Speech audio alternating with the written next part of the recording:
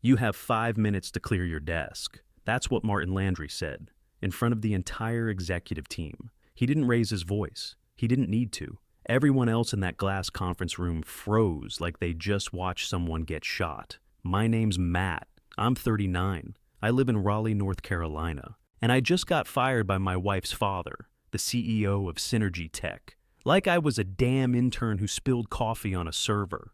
I stood there holding the clicker I used to run every quarterly review for the last 8 years. Martin didn't even look at me when he said it, just flicked his hand toward the door like I was a waiter who dropped a tray. "Sure thing," I said. Then I calmly walked out and headed to my desk. Second floor, west side, IT and infrastructure. I'd built that department from scratch. Started with 3 people and a shared printer. Now, we had 19 staff and a full-stack data recovery system that carried their entire operation. And I still got 5 minutes. No severance, no handshake, just 5 minutes. "Before we start, how's your day going and where are you joining from?" Security didn't even look me in the eye. I recognized both guys. I used to bring them donuts during overnighters. Now they stood back while I pulled a cardboard box out from under my desk and started packing the last 8 years of my life. Mousepad, photos, external charger, that coffee mug from the first server migration in Charlotte. One by one, I dropped them in the box. My hands weren't shaking. Not yet. I made sure to grab the backup hard drive I kept taped under the desk, too. The one with every schematic, every project roadmap, every line of code and server config I'd written for Synergy Tech. If they wanted to act like I was disposable, they weren't keeping my brain with it. Then I heard footsteps. One by one, Logan, Priya, Marcus, all 19 of them.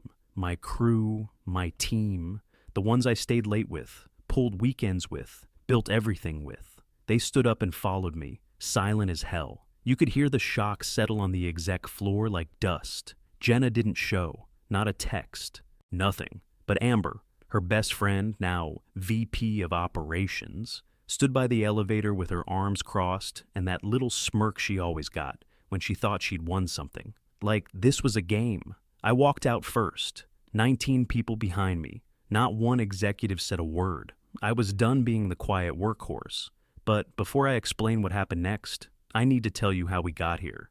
3 weeks earlier, I was standing on the deck of the Landry family lake house, flipping ribs and brisket on a smoker I'd hauled up myself. 14 hours of prep, 4 hours of actual smoke, and not a single person even looked at the food. Martin raised his glass, standing near the stone fire pit like he was accepting an award. "Another record-breaking quarter," he said, grinning like a politician. "Biggest gains in Synergy Tech history." Everyone clapped, even the kids. Jenna was sitting next to Amber, both of them on white wicker chairs like they were royalty. Diane was topping off everyone's wine and pretending to care. I walked over with the brisket tray and set it down on the long patio table. No one touched it. Diane glanced at me and said, "You look like you've been working too hard, Matt. That's not attractive at your age." I smiled, tight-lipped. "Yeah, been a long couple weeks." She just shook her head. "You really should take better care of yourself if you want to keep up with Jenna's career path." Jenna didn't say a word, just sipped her wine and looked out at the water. Martin kept the show going.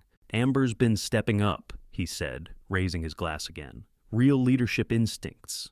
And Jenna, your strategic thinking saved us on that last contract. You've got a CEO brain. That was rich." While he was popping champagne, I'd been in the server room at HQ rebuilding our backup architecture after a ransomware scare. 2 days of sleepless nights, patching together a solution before the East Coast servers went down. Nobody even asked how I pulled it off. Amber smiled like she'd just been crowned queen of tech. She hadn't logged more than 30 hours that week, but Martin called her the future of operations. I cracked a beer and walked back down toward the dock, away from the spotlight. I wasn't part of the show. I was support staff at my own family gathering. That's what it felt like. They didn't see me as a partner. I was just Jenna's husband, a guy with a grill and a company badge. Martin joined me a few minutes later, real casual. "You ever think about scaling back?" he asked, letting the younger blood take some lead. I stared out at the lake. "You mean Amber?" He laughed. "She's rough around the edges but sharp. Just needs guidance. You've been doing this a while, Matt. Time to think about legacy." Legacy? That's what he called it. Like I was some aging quarterback whose arm had gone soft. Like I hadn't built the entire infrastructure of his company from the ground up. "I'll keep guiding her," I said, "but I'm not going anywhere." He clapped me on the back. "Good man."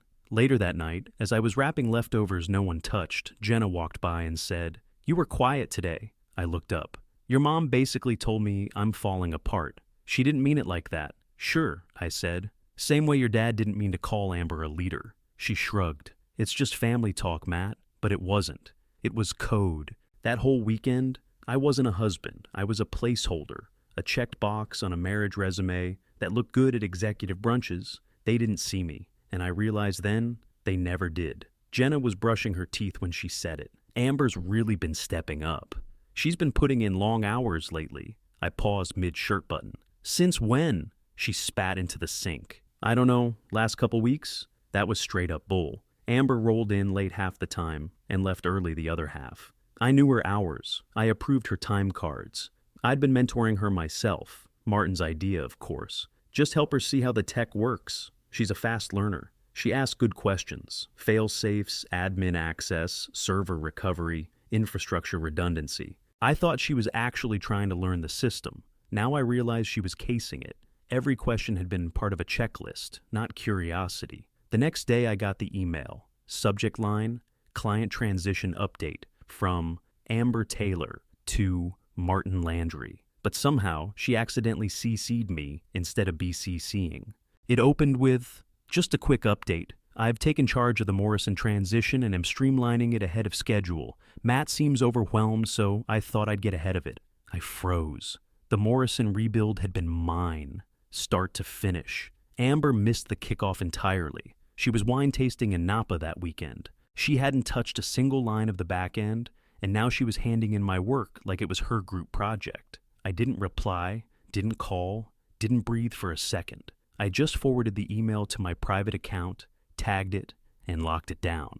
Then I went right back to writing deployment scripts. That night, I didn't sleep, didn't even try. I went down to the garage, turned off the lights, and just sat there with the door cracked open, staring at my hands.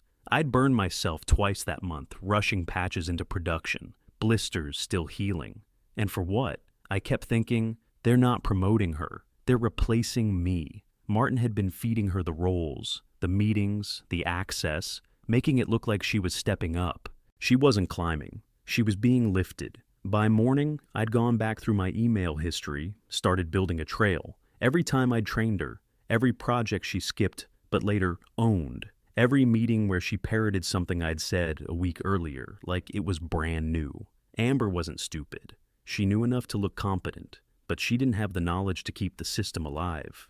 And Martin didn't care. He just wanted someone with the last name not tied to me. At lunch, I tried to talk to Jenna. She was on a Zoom call. I waited. When she finally muted herself, I asked, "Did you know Amber's calling my rebuild her project?" She barely looked up. "What do you mean?" "She emailed your dad and said she took charge of Morrison. Said I was overwhelmed." Jenna blinked like I'd said the weather was weird. Maybe she misunderstood. "No, she didn't. She's trying to take my job. And your dad's helping her do it." She sighed. "Matt, maybe this is about the company evolving. Things are shifting. You've been under a lot of pressure." "Jesus," I muttered. "You really don't see it, do you? What am I supposed to say?" She snapped. "My best friend and my dad are wrong, and you're right?" "Yes," I said. "That's exactly what you're supposed to say." She went back to her meeting. I sat down at my desk, pulled up the system logs, and started tracking every change Amber had made in the last 30 days. It wasn't much. A couple calendar edits. One budget tag update. A comment on a proposal I wrote from scratch. That was it. But the optics told a different story, and optics were all Martin cared about. The worst part wasn't even the lie. It was how smooth they made it look. Like it was already decided. Like I was just going to hand it over quietly. I didn't scream. I didn't storm into Martin's office. I just kept building my archive. I copied everything. Project files, email threads, backup diagrams, meeting notes, approval chains. They were stacking the deck against me. Fine. 4 days before everything collapsed, I got a Slack ping from Logan. "Matt, we've got a problem. East Coast logs are wiped." I was at home, trying to convince myself I still had a marriage. Jenna was in the other room, watching a documentary about silent retreats. I replied, Be there in 20. By the time I got to HQ, Logan had already confirmed it. 18 months of logs gone. Client-side sync failure during a routine migration triggered a cascading overwrite. Half our regulatory backups were corrupted. If we didn't recover them, Synergy Tech was looking at federal penalties and multiple lawsuits. I hit the emergency group chat. Drop what you're doing. Everyone meet in server room B now. It was 9:06 p.m. on a Saturday. Logan came straight from his daughter's 5th birthday party. He still had a balloon string tied to his wrist. Priya showed up in heels and a sequin dress. I was halfway through dinner, she said. Table for 2. Sorry, Raj. Marcus brought snacks, didn't say a word. Just dumped trail mix and energy drinks on the desk like we were back in college finals. Amber, she texted, I'm monitoring from home. Let me know if you need me to escalate. Monitoring what exactly? She couldn't read a log file without a walkthrough. But sure, she was involved. We worked for 27 hours straight. No breaks, no sleep. Just keyboards clicking, fans humming, energy drinks piling up. We started with fragment recovery, cross-referenced with old restore points. I wrote a script that scraped partial logs from shadow copies, while Priya rebuilt the database skeleton by hand. By hour 10, we recovered about 60%. By hour 15, we were close to 90. By hour 27, we had full logs, verified, scrubbed, and reintegrated. The company was saved, but no one outside that room knew it was even on fire. We documented every step. I assigned sections, patch notes, timestamps, override triggers, rollbacks. Every change logged and signed. At 1:47 a.m., Monday morning, we submitted the success report. Clean, bulletproof. At 9:06 a.m., I saw the forwarded version in the company-wide update. Amber had attached her name first. Crisis handled swiftly thanks to Amber Taylor's oversight and initiative. No mention of me or my team, just Amber and her leadership. I walked into Martin's office around 11 a.m., expecting at least a nod. Instead, he looked at the screen, smiled, and said, Amber's leadership is really paying off. That's when I knew. This wasn't bad judgment. It wasn't favoritism. It was deliberate. They were writing me out of the story, one paragraph at a time. I walked back to my office, locked the door, and sat at my desk. Then I pulled out the drive, the one I kept taped underneath my desk as a personal redundancy backup. I'd made it years ago, back when we didn't even have a proper backup protocol. That drive had everything. Architecture maps, root access credentials, disaster protocols, rollback versions, deployment histories. It wasn't just data. It was the company's nervous system. I wiped it clean, then rebuilt it. Every config, every key, every code trail. Updated, encrypted, versioned. I burned 3 duplicates, all labeled, all time-stamped. One stayed with me, one went in a safety deposit box. One got mailed to my brother in Omaha. Then I took black duct tape, stuck the primary under my desk, right above my footrest. If they were going to take everything from me, they weren't keeping this. Not without a fight. I didn't say a word to anyone. Not Logan, not Priya, not even Jenna. Especially not Jenna. I just sat there after hours with the lights off, watching the room go dark through the frosted glass walls. Amber passed by once, heels clicking like she owned the damn floor. She didn't even glance inside. Tuesday, 6:45 a.m. I unlocked the conference room, same one I'd used every quarter for the last 8 years. Quarterly ops review, my slides, my deck, my show. Except Amber was already there. She was sitting in my chair with her laptop open, running my slides like they were hers. Calm as hell, coffee in hand, wearing that smug navy blazer she always pulled out when she wanted to look in charge. I froze in the doorway. What are you doing? She barely looked up. Martin asked me to present. It's just a temporary shift. My stomach dropped straight to the floor. I walked around the table and glanced at the screen. She'd added her name to the title slide, deleted mine, changed the footer on every page. But that wasn't the worst part. She had access to files I never shared. Confidential budgets, vendor contracts, internal specs. She was using credentials tied to my clearance level. She wasn't just presenting the work. She had inherited it. I looked down. The clicker was still on the table. I picked it up and stared at it like it might explain what the hell was happening. One by one, the execs came in. No one said good morning. No one asked questions. A few of them wouldn't even look at me. They just sat down, opened their notebooks, and waited for the blood to hit the floor. Diane came in last. She didn't say a word, just sent a text and sat near the end of the table. I saw the preview light up on her screen. To Jenna. It's happening. 7:05 a.m. Sharp, the door slammed open. Martin walked in like a man on a mission. No coffee, no greetings, just fury behind his eyes. He marched to the head of the table and didn't even sit. He slammed his palm down and said, "You have 5 minutes to clear your desk." Just like that. No warning, no reason, no review, just an execution order. I was still holding the damn clicker. Amber shifted in her seat. She looked pale now, like she wasn't expecting it to go down like this. "Any questions?" Martin snapped. I didn't say a word. I looked at him, then Amber, then Diane. I saw it clear as day. They were done pretending. This was their move.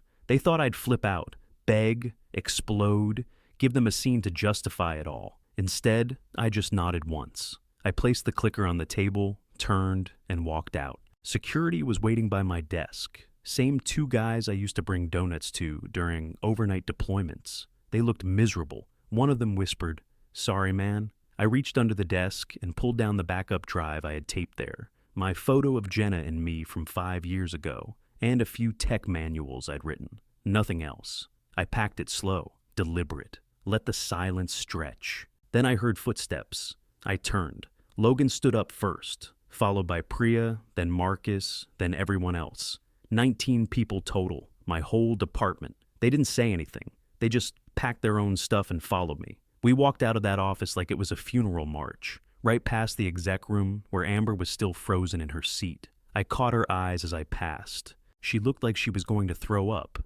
Good. Jenna was sitting on the couch when I walked in, laptop open, wine glass half full, barefoot like it was just another Tuesday. She didn't look up right away. Finally, she said, "My dad called. He said you had an episode, that you caused a scene and disrupted the board." I dropped the box on the floor by the front door. Did 19 people quitting with me count as part of the episode, or was that not mentioned? She closed the laptop. What the hell happened? I walked over to the kitchen counter, pulled out my phone, opened the screenshot, and slid it to her. Amber's email, the one she accidentally sent me, taking credit for the Morrison rebuild and calling me overwhelmed. Jenna stared at it for a long second. I watched her face pale like the blood just drained out through her feet. "That's not..." She stopped herself. "Why didn't you tell me?" "I did," I said. You shrugged. She didn't argue. She just sat back on the couch like the air had been knocked out of her. "I need time to process this," she said finally.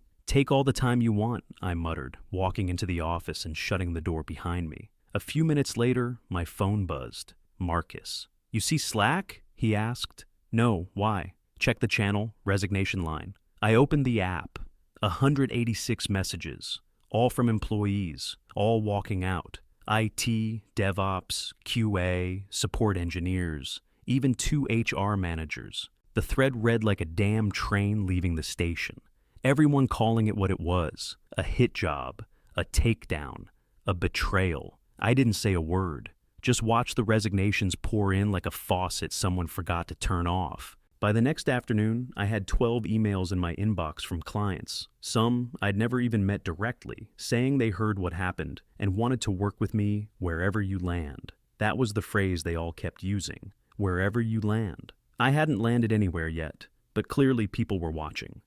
Thursday, Henderson called. The Henderson. One of our top 5 clients, big enough that Martin used to name drop them in investor calls. "Matt," the guy said, "we've been with Synergy Tech for 6 years, but let me be clear. If you're leaving, we're leaving."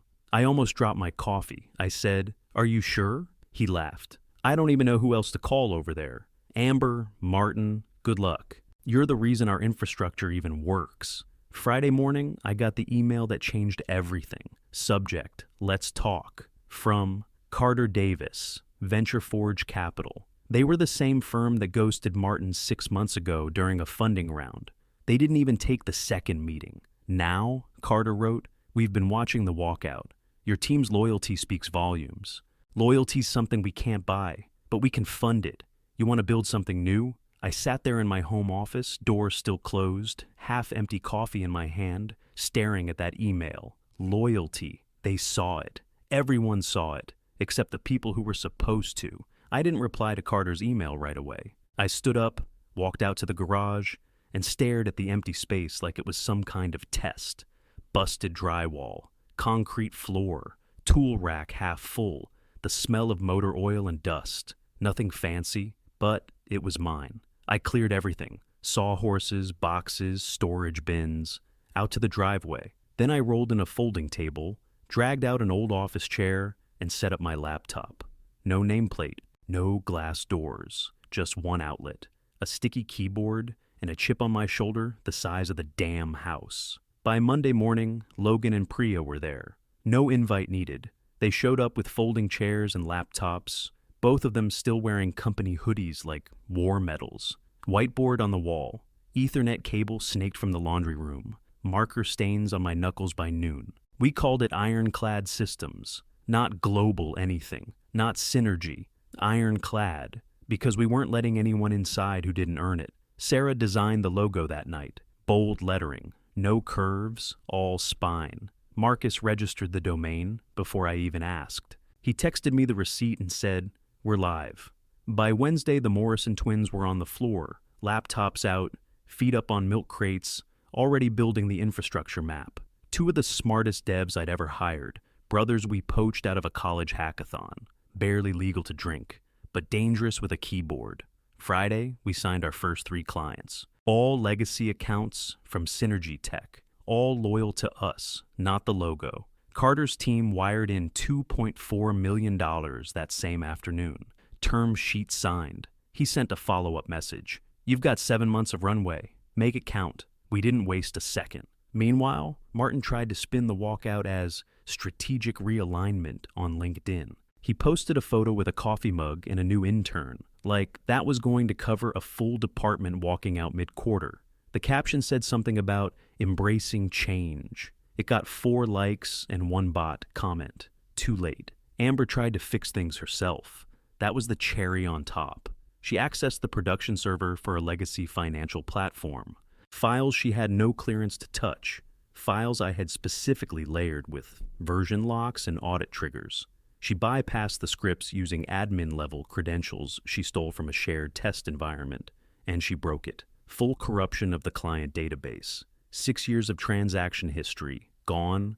No backup, because she overwrote the reference keys before the trigger scripts could block her. One of the remaining execs, a guy I trained, texted me that night. They're calling it a 40-minute hours loss. Amber's gone. Martin's on damage control. I didn't reply. Didn't need to. The next morning, the story hit the trades. Mass resignation rocks mid-sized tech firm. Exodus at Synergy Tech raises investor concerns. Ironclad Systems emerges from the ashes. We didn't ask for attention. We were just trying to build. But the press loved it. The underdog angle, the betrayal, the rebuild. And once the walkout hit Reddit, it blew up. Former interns posted screenshots. Old employees shared exit stories. Even clients chimed in. People wanted to see Martin fall. They wanted to see what we'd build next. And I was ready to show them. She pulled up in her black Lexus, parked halfway into the driveway, like she wasn't planning to stay long. I was in the garage with Logan, finishing a whiteboard flowchart for a new client. Priya was on a call at the folding table. The place looked like a startup and smelled like sweat, coffee, and vengeance. Jenna stepped out holding a bottle of Cabernet in one hand and a manila envelope in the other. She didn't say hi, just walked up, looked around the garage like it offended her, and said, "Can we talk?" Logan gave me a look. I nodded. He grabbed his laptop and stepped inside without a word. She handed me the envelope. "They want to settle." I didn't open it. "Define settle. 900,000, she said. "If you agree to keep quiet." I stared at her for a second. Quiet about what? Getting fired for my own work? Watching your best friend gut my job while you said nothing? Her jaw tightened. "Matt, I'm not interested in silence, and I don't need to buy back my dignity." She looked down at the bottle, then set it on the workbench like it was supposed to mean something. "I brought wine." I didn't touch it. "You have to fix this," she said quietly. "I already did," I said. "We did. You're standing in it." She shook her head, blinking fast. "You don't understand what this is doing to him. My dad hasn't slept in days. Amber's gone. Investors are panicking. The company might fold. Not my company anymore, I said. That was his choice. She looked around again, like the walls might close in. I didn't think it would go this far. I knew Amber was being coached. I didn't know he was going to fire you like that. You knew she was setting me up? She didn't answer. Say it, I said. She crossed her arms. I knew. Okay? I knew she was pushing into your territory, but I figured you'd deal with it. You always do. You let them destroy my name to keep your dinner parties clean. Her voice cracked. I thought you'd bounce back like you always do. I laughed. This is me bouncing back. She reached for the envelope again. I let her take it. I didn't come here to beg, she said. I just thought you deserved a chance to walk away clean. I don't need clean, I said. I just need true. She opened her mouth, then closed it. She looked down at the concrete, then back up at me. You're really done, she said. Yeah, I said. The second you picked silence over me. She nodded once, eyes wet but unbroken. Okay. Then she turned around and walked back to her car. Didn't say goodbye, didn't look back. My phone buzzed in my pocket. 2 missed calls. One from a new client. One from a recruiter I didn't recognize. Emails were stacking up. I didn't even check them. I stood there, watching her drive off, the taillights fading into the street. I wasn't angry, just done. The call came at 2:03 a.m. I was half asleep on the couch in the garage. Laptop open on my chest, inbox pinging non-stop. Margaret's name lit up the screen. Synergy Tech's legal director, still on payroll, still playing the game, at least until that night. I picked up. Didn't expect to hear from you. Her voice was sharp, all business. Martin's cooked. I sat up. Go on. He violated your hostile termination clause. The way they walked you out. No review, no due process, no just cause. Your contract puts damages at over $1.5 million. Nice, I said, but I'm not suing for sport. I'm not calling for sport, she snapped. I'm calling with proof. She paused, then dropped it. I've got a full dossier. Illegal terminations, hush payments, fake audits, FMLA denials, internal fraud. It's all real. It's all time-stamped. And I want in. I didn't answer right away. She kept going. You need legal. I know the system, the execs, the contracts. I've watched him bury people for years, but not you. You walked and the company's bleeding. Let me be your chief legal officer. I ran a hand down my face. You still in that office? She asked. Garage, I said. I'll be there at 9. Click. By the time she showed up that morning, we had bagels on the table, 3 new client demos booked, and a DevOps sprint already running. She walked in wearing black slacks, blazer, hair pulled back, and dropped a flash drive on the workbench.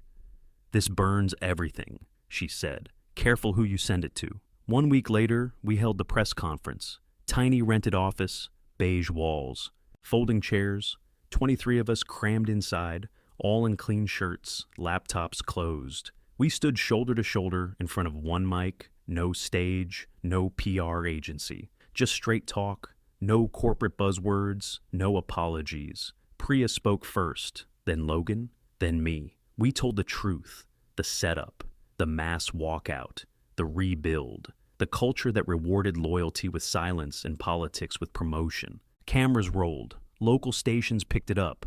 Reddit found it within the hour. By midnight, the story was trending.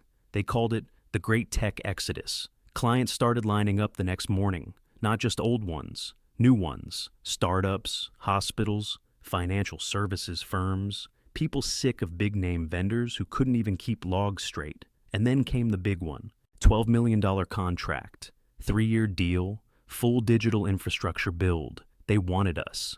Not Synergy Tech, not Martin, ironclad. We signed it in the same garage where I got fired on a Tuesday morning and told I had 5 minutes to disappear. The next day, Martin stepped down. Health reasons, the statement said. Right.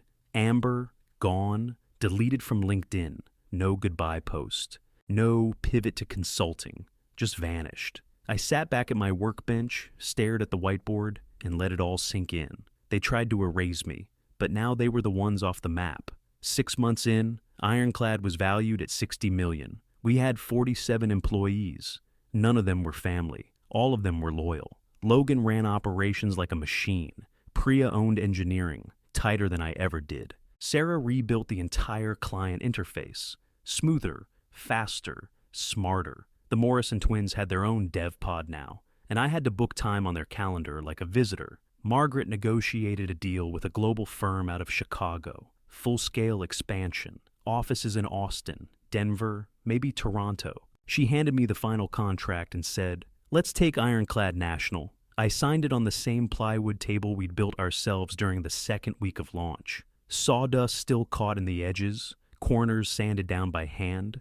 I used the same pen Martin threw at me during my firing. The tip was bent, but it still worked. That night, I opened LinkedIn. Martin's profile said, "Independent consultant," no photo. His last post, a recycled quote about resilience with 2 likes and 1 comment from a bot named Janet 432. Amber's account was back, but quiet. No new job. Just an updated title, Tech Advisor, open to work. 2 hours later, I got the email. Subject, recommendation request. From Amber Taylor to Matt. I know I screwed up.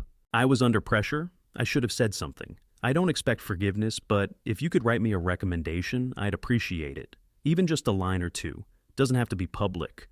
I stared at it for about 5 seconds. Then I deleted it. I wasn't angry anymore. I didn't need revenge. I had something real now. Something I built with my own hands, alongside people who had my back when everything fell apart. All it took was 5 minutes. 5 minutes to stand up. 5 minutes to walk out with the truth in a cardboard box and a hard drive full of everything I built. They bet I'd roll over. Instead, I rebuilt from nothing, and this time, I did it my way.